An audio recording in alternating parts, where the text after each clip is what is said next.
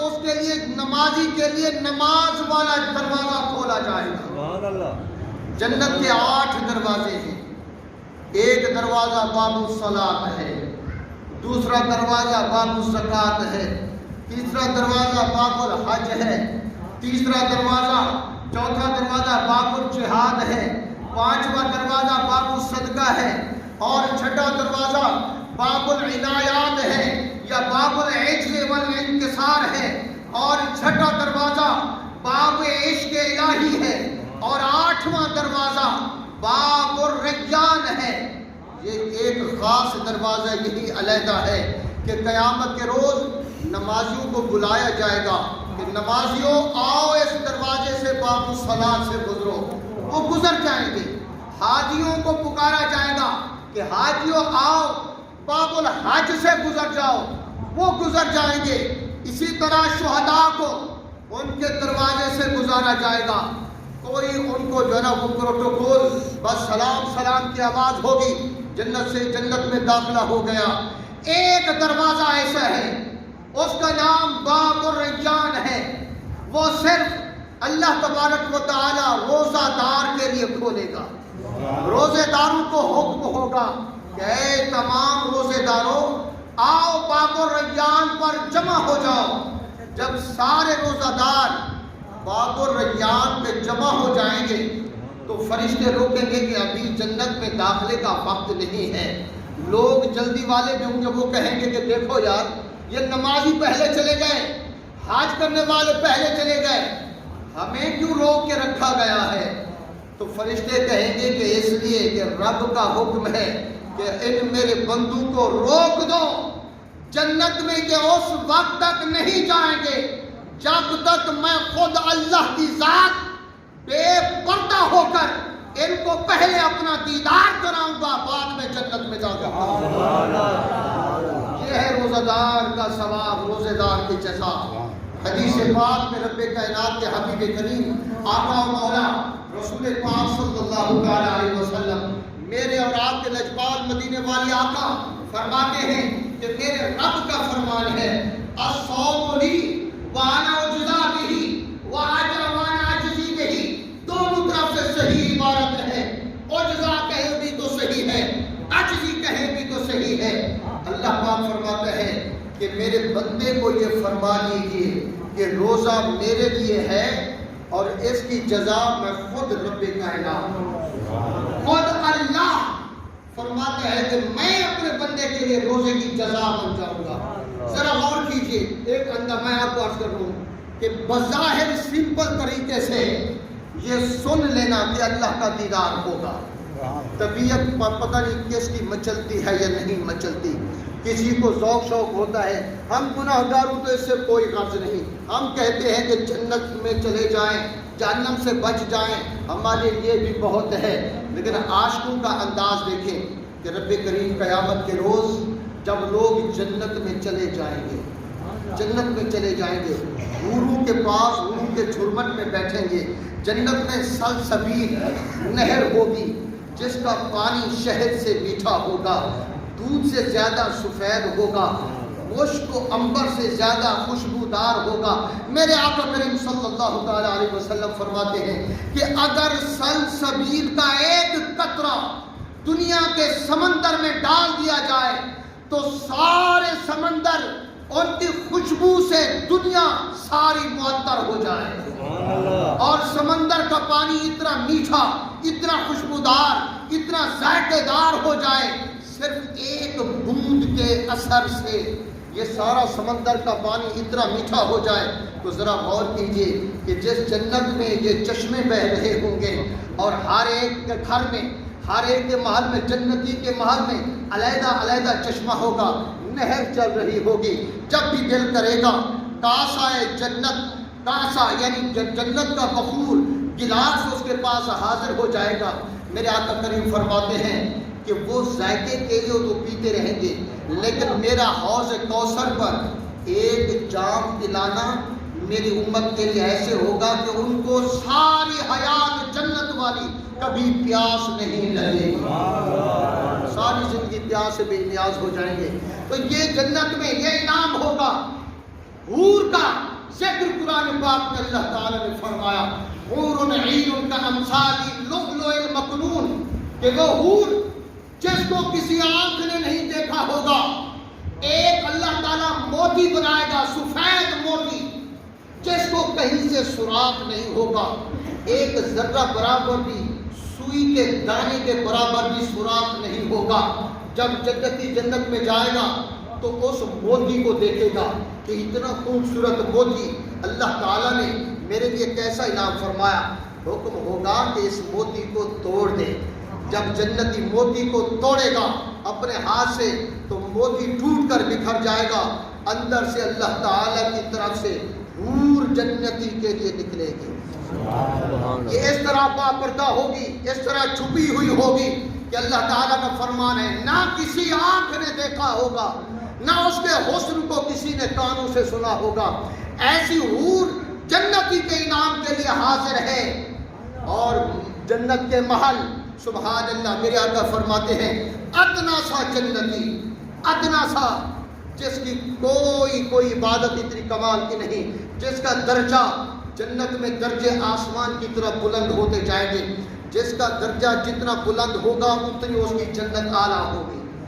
سب سے نچلی درجہ، نچلی جنت والے درجے والے جنتی کی جو بات ہوگی، اس کے محل کی ایک دیوار، ان 7 زمین و آسمان اس میں سما جائیں گے، لیکن اس کے محل کی کشادگی ختم نہیں ہوگی۔ اتنی بڑی جنت، اتنا عالیشان مقام، تو اس جنت میں بندہ کرے گا کیا؟ عزیزان گرامی، ہم اس وقت کوئی 5 مرلے کے مکان میں رہتا ہے، کوئی 10 مرلے کے مکان میں رہتا ہے، اس کی خواہش ہوتی ہے کہ کاش مجھے ایک کوٹھی کنال والی کوٹھی مل جائے۔ جب کسی کے پاس ایک کوٹھی کنال کی آ جاتی ہے تو اس کے دل میں خیال آتا ہے کہ 1 ایکڑ میں میری کوٹھی ہونی چاہیے۔ جب اس کو یہ مل جاتا ہے تو پھر اس کو رائمنڈ کے محل بھی اس پر نظر پڑتی ہے کہ جس کے علاوہ 2600 ایکڑ پر مشتمل ایک محل ہونا چاہیے۔ جب وہ مل جاتا ہے تو اس کی نظر پھر شیخ عبداللہ، شیخ فہد اور ان عربی سرداروں کے گھروں پر، امیر وزیر پر نظر پڑتی ہے کہ جن کے محلوں میں ہیلی کاپٹر چلایا جاتا ہے، ہیلی کاپٹر پر وہ ایک کونے سے دوسرے کونے میں جاتے ہیں۔ پھر انسان کے دل میں خیال آتا ہے کہ کاش یہ ساری کائنات میرا تخت و تاج بن جائے۔ انسان کی حرص ختم نہیں ہوتی، لیکن جب جنت میں جائے گا تو اللہ تبارک و تعالیٰ اس کو جہاں وہ چاہے گا، جتنی نگاہ کام کرے گی، رب فرمائے گا میرے بندے یہ ساری تیری سلطنت ہے۔ تو دنیا میں 5 یا 2.5 یا 2 مرلے کے لیے ترستا تھا، یہاں دیکھ کہ یہاں ساری تیری جنت ہے۔ اور دنیا میں تم جیسی تیسی بیویوں کے ساتھ گزارا کر کے آتے تھے، اب دیکھو تمہارے لیے جنت کی حور ہے، جنت کی حور بیٹھی ہے۔ تو ایک دفعہ مجھ سے کسی نے سوال کیا، جناب یہ گھر والی بھی جنت میں جائے گی؟ کہا بالکل جائے گی۔ پھر وہ کہنے لگا پھر ہمیں جنت میں نہیں رہنے دے، پھر ہم وہی دوزخ صحیح ہے۔ میں نے کہا اللہ کے بندے یہ گھر والی بدل جائے گی، اس کے اندر نہ حسد ہوگا نہ بغض ہوگا، یہ ساری جنت کی حوروں کا حسن ملا کر رب اسی ایک کو عطا فرمائے گا۔ سبحان اللہ۔ تو اپنی گھر والی سے میں نے کہا نفرت کرنے کی بجائے اس کی خوشامد کیا کرو، گھر والی کی خوشامد کیا کرو کہ گھر والی کی دعا سے، یہ نسخہ بتا رہا ہوں، گھر والی کی ضمن بات آ گئی ہے تو نوجوان حضرات بیٹھے ہیں، بوڑھے بھی بیٹھے ہیں، آپ تجربہ کر کے دیکھیں، جب بھی آپ کا گھر والی کے ساتھ جھگڑا ہو تو آپ کا دن کتنا خراب گزرتا ہے، رات کتنی خراب گزرتی ہے، نہ مزدوری کو کرنے کو دل چاہتا ہے، نہ دکانداری کرنے کو دل چاہتا ہے، نہ جاب ملازمت کرنے پر جانے کو دل چاہتا ہے۔ میرے آقا کریم فرماتے ہیں کہ گھر والی جب دعا کرتی ہے، دعا نہ بھی کرے تو گھر والی جب خوش ہوتی ہے تو اللہ تبارک و تعالیٰ بندے پر رزق کے دروازے کھول دیتا ہے۔ یہ نسخہ یاد رکھیں، آج کے بعد گھر والیوں سے لڑنا چھوڑ دیں، نہ تو چہرے پہ ٹکائی کا نہ ہو سکے۔ گھر والیوں سے لڑائی، بظاہر لوگ کہتے ہیں کہ بیوی ہے ہم اس کے اوپر جس طرح بھی حکم چلائیں، نہیں، یہ بہت خطرناک چیز ہے۔ ماں باپ کا حق اپنی جگہ پر، لیکن گھر والی کا حق پتہ نہیں کتنا اللہ تعالیٰ نے بنایا ہے۔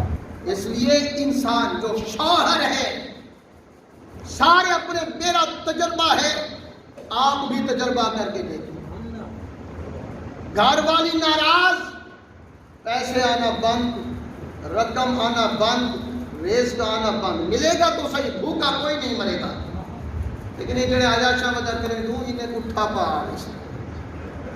لیکن اگر گھر والی خوش ہے، ناراض نہیں ہے، اس کی دل جوئی کرنی چاہیے اور اس کو شرعی حد کے ساتھ اس کو خوشی دینی چاہیے، اس کے ساتھ گالی گلوچ، مارنا پیٹنا یہ شریعت نے بہت سختی سے منع کیا ہے۔ ہم لوگ اس ممبر سے سارے حقوق بتاتے ہیں، لیکن ان حقوق کو، ہماری یہ کمزوری ہے، ہم نہیں بتاتے، وقت نہیں ہوتا۔ ایک جگہ پر میں نے تقریر کی تو ہمارے مرید تھے، وہ کھڑے ہو گئے، وہ سونا کہ ہون آنکھی میں تو کل کو سب ناشتہ ہی کہنا نہیں سے، میں آگے اے بھی ہونے کی ذمہ داری کہنی، ناشتہ بھی تو سب کو پکا دے انہیں کو کھوانا تو سے شریعت یادی۔ بیوی اگر آپ کے اولاد کو دودھ پلانے سے انکار کر دے، اللہ کے محبوب فرماتے ہیں وہ حق بجانے کا، وہ چاہے تو دودھ نہ پلائے، اس کی کوئی چوٹی نہیں دی۔ حضور پھر فرمایا اگر وہ اجرت مانگے کہ یہ تمہاری اولاد میں پال رہی ہوں، دودھ پلانے کی مجھے اجرت دو، میرے آقا فرماتے ہیں اجرت دینی پڑے گی۔ اکثر میں پتہ نہیں ماں کو دے زال کو سمجھی کیا ہوتا، اولاد ہے تو ماں جو ہوتے کامڑے، کھانا لے تو زال تے کامڑے۔ عرض کرنے کا مطلب یہ ہے کہ گھر والی راضی ہے تو یہ نسخہ استعمال کرو، کوئی کسی تیر کے بعد تمیز کرنے کی یا دینے کی ضرورت نہیں ہے۔ آج سے میرے آقا کریم صلی اللہ علیہ وسلم کی حدیث پاک سنو، میرے آقا کریم فرماتے ہیں صدقہ موت کے سوا ہر آفات بلی جات کو روک دیتا ہے، بلکہ ٹال دیتا ہے۔ آج کی یا رسول اللہ سب سے بہترین صدقہ کون سا ہے؟ میرے آقا کریم نے فرمایا اپنی بیوی اور بچوں پر خرچ کرنا، یہ سب سے بہتر صدقہ ہے۔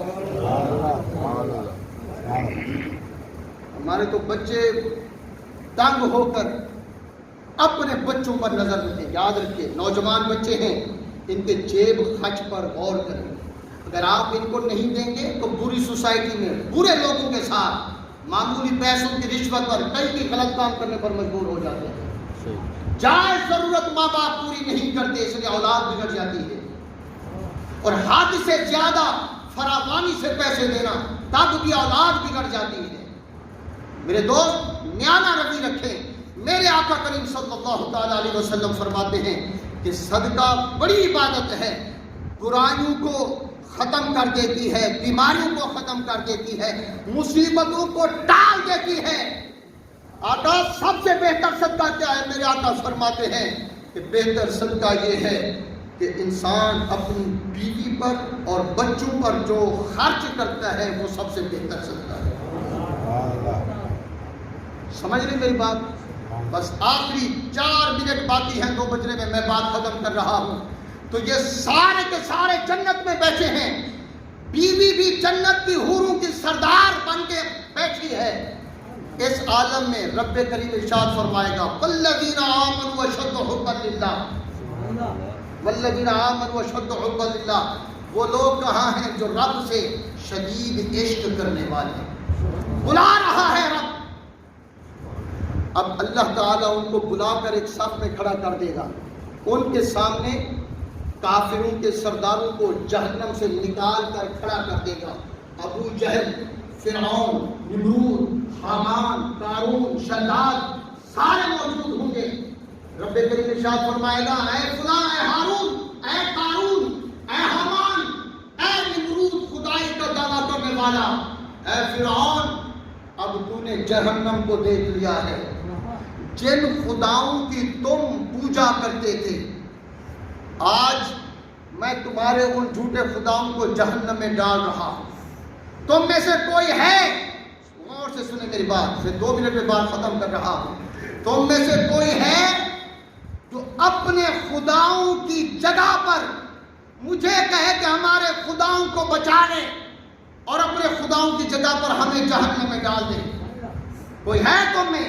سارے کافر ہاتھ جوڑ کر رب کی بارگاہ میں عرض کریں گے، مولا ہم نے تو پہلے تجھے دیکھا نہیں تھا، آج اپنی آنکھوں سے تجھے دیکھ لیا، جنت کو بھی اپنے سامنے پایا ہے، جہنم کو بھی دیکھا ہے، مولا اب ہم تجھے چھوڑ کر کیسے آگ میں ہم چلے جائیں ان جھوٹے خداؤں کی خاطر؟ رب فرمائے گا آؤ میں تمہیں اپنے وہ عاشق دکھاؤں جنہوں نے، تم نے جنت کو نہیں دیکھا وہ جنت کو دیکھ کے آئے ہیں، تم نے جنت کی نعمت کو نہیں چکھا وہ جنت کی نعمت کو چکھ کے آئے ہیں، تم نے جنت کے حوض کا پانی نہیں پیا، سلسبیل کا پانی نہیں پیا، تم نے جنت کی حور کو نہیں دیکھا وہ حور کو بھی دیکھ کے آئے ہیں، ساری جنت کے مزے لے کے آئے ہیں، آؤ میں تمہیں بتاؤں کہ میرا عشق کیسا ہے۔ رب کریم ان سارے عاشقوں کی جماعت سے فرمائے گا، اے عاشقو میں یہ رب کہتا ہوں کہ تم نے جنت کو دیکھا؟ ہاں مولا دیکھا۔ کیسی جنت؟ مولا بہت خوبصورت ہے۔ راضی ہو، خوش ہو؟ ہاں مولا راضی ہے۔ رب فرمائے گا اچھا پھر ایک میرا حکم مانو۔ مولا حکم فرما۔ فرمایا جنت کو چھوڑ دو اور یہ سامنے جہنم ہے، جہنم کی طرف چھلانگ لگا دو۔ امام قاضی عیاض رضی اللہ تعالی عنہ تفسیر قرآن پاک الشفا شریف میں آپ لکھتے ہیں، فرماتے ہیں کہ رب کریم ابھی یہ فرماتا ہوگا کہ وہ سارے کے سارے عاشق جنت جہنم کی طرف دوڑ پڑیں گے اور ناچتے ہوئے جھومتے ہوئے جہنم کی طرف جائیں گے اور جا کر کنارے پر پہنچیں گے، چھلانگ لگانے والے ہوں گے تو اللہ تبارک و تعالیٰ ان کافروں کو دکھائے گا کہ دیکھو یہ ہیں میرے عاشق۔ کون سے کہا جائے گا رک جاؤ رک جاؤ؟ آج کریں کہ مولا کیا حکم ہے؟ کوئی دیر ہو گئی؟ فرمایا نہیں تمہارا امتحان تھا۔ انہوں نے کہا نہیں مولا تیرا حکم ہے، ہمیں نہ جنت سے غرض نہ جہنم کا ڈر، ہمیں تو مولا تیری رضا چاہیے، ہمیں تو چاہیے۔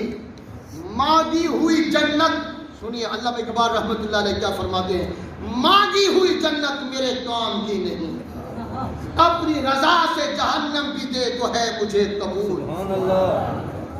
مولا تجھے جو قبول ہے، ہمیں وہ جنت سے زیادہ جہنم عزیز جس میں تو راضی ہو جائے۔ تو رب کریم ارشاد فرمائے گا کہ ہاں میں تم پر راضی ہوں، آؤ اب جہنم جنت کو تمہارے لیے اور درجہ بڑھا رہا ہوں۔ پہلے جنت کو دیکھا کرتے تھے، اب ہر روز اپنے رب کا دیدار کرتے رہا، اب میرا دیدار تمہیں نصیب ہوگا۔ تو دوستو عزیزو یہ ہے روزے دار کا مقام کہ جنت کا خاص دروازہ ہوگا جو جنتوں کے لیے روزے داروں کے لیے کھلا رہے گا۔